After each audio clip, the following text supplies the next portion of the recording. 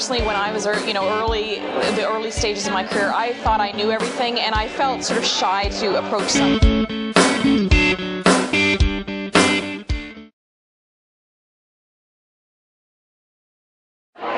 I think it's incredibly important, and I think especially because the industry that we're in, I think it's not an option. If someone tells me that they're not on Twitter, I'm sorry, you lose a little bit of credibility, because how can you do PR if you don't know, right?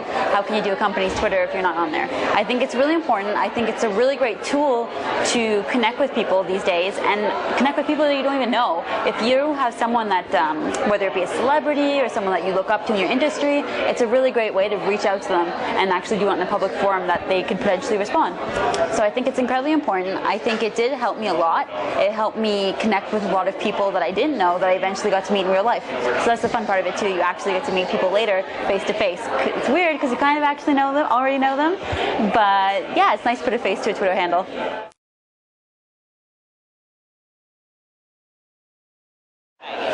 I think sort of the term mentor has changed over the years, and for me personally, I wouldn't say mentor as a singular word, I would say it as a plural, and you have to sort of define that relationship going into it. So early on in your career, for me personally, when I was the early stages of my career, I thought I knew everything, and I felt sort of shy to approach someone to sort of engage in that type of a mentorship relationship.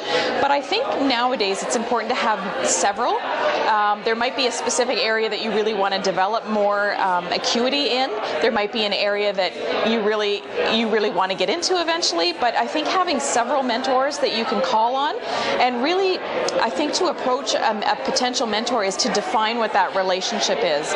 Is it once a quarter where you'd like to grab a coffee? Is it a phone call on occasion?